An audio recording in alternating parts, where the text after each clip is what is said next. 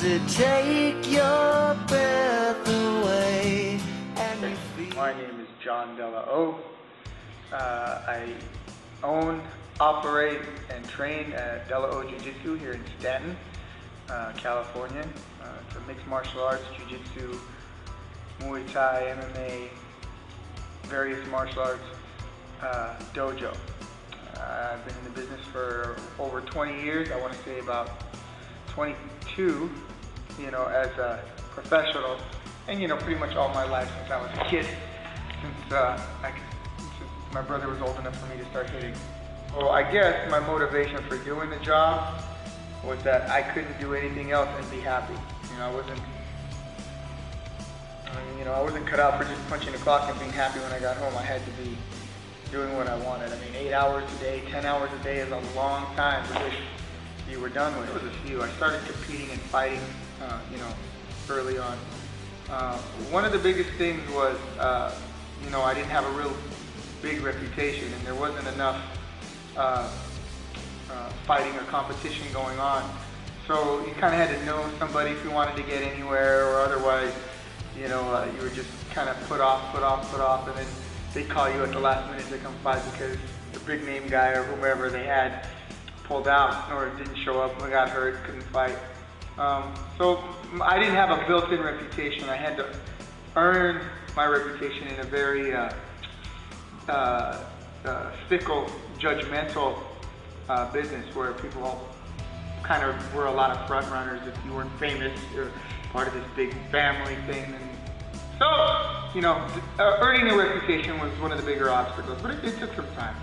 And, now we've gotten past it, and now we're just standing on our own merits here at the dojo and, competing nationally and internationally, etc. One of the biggest obstacles, however, into my life, not just to business, a few years back, I guess what was it, about 5 years ago? 5 years ago? Yeah, a little more than 5 years ago, I got diagnosed with diffuse B-cell lymphoma, which is cancer of the lymph nodes. And I thought it was it. I thought I was, on my way out. And I thought, well, how am I gonna keep the dojo running? How am I gonna fight the cancer? How am I gonna, take care of the kids? My kids, I got 2 of them. And so that was a big obstacle, not just to, my life, but to my family's life, to the life of the dojo.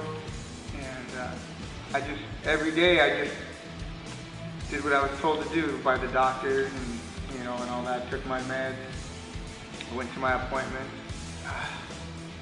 Yeah, that was not fun. That was the biggest obstacle I've had to face in life, period.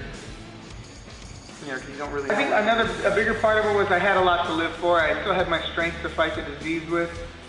I had my kids, my son was really small at the time, so he didn't really understand a lot. My main goal, how I pushed forward, was I wanted just to live long enough, for my son to remember me and have stories and talk about me and still think about me. That was all I cared about at the time. I didn't think I was going to live on and still be here talking to you right now. I thought that was it, but I just wanted to live long enough for my little boy to remember me. And, after a little while, the disease we started to beat the disease, and I got a clean bill of health. And, well, not a clean bill of health, but I was in what they call remission, and which led me to a few other things that made me want to try fighting again. At one point, we weren't making any money. I wasn't running the business properly, apparently, and I was broke all the time. I would work all day and not have any money to show for it, grabbing coins and stuff out of I wanted to walk away from teaching because I felt like a lot of my students had kind of let me down, and I wasn't, the age I had reached, I was far behind. That made me want to quit, but I had a few lucky strokes of luck, a few good strokes of luck, and when, a few people talked me into continuing my teaching, and it's taken off. We've done really well. My brother came on board, and now my niece and nephew train, my son trains, my daughter used to train, You know, so it's become almost like a family business, a family tradition. So yeah, that really helped push me on. Of course,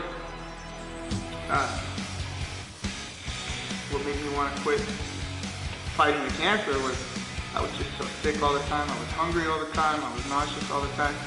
I'd be extremely hungry. I'll give you an example. I'd be really hungry. Someone would bring me my favorite food that I absolutely love, right? Chicken and dumplings or tamales. And mom would say, here, you know, I brought you something to eat. And then I'd starve it, I'd turn around, I'd smell it, and I'd want to vomit. I couldn't, the medics had made my body so sick that it wanted what it, but it couldn't have, and it couldn't have what it wanted, so, yeah. Those are some major obstacles. For me, personally, you know, I want to see my son grow up and be happy in whatever it is he does. I know he wants to be a chef. That's fine. He doesn't have to be a cage fighter or, you know,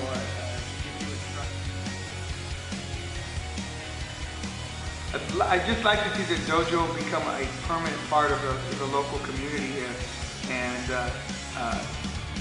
be able to help and change and shape people's lives. You know, everyone from the person holding that camera right there to, you know, people who've been in my family forever. They've all become part of what we do here. It's so special, and you know, it's like a brotherhood. I mean, there's guys who never really met each other.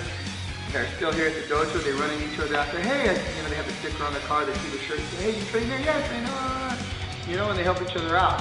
It goes. You know, people have met here and become best friends. People have, you know, helped each other out with jobs. It's just, I want this dojo to be, to me and to my family, what, say, a church would be to most people or other people, a lot of other people. Something that, you know, it's just a good place to be, where you go to be happy, where you go to relax, where you go to get better, you know? And I think if we had more places that were like that, I think the world would be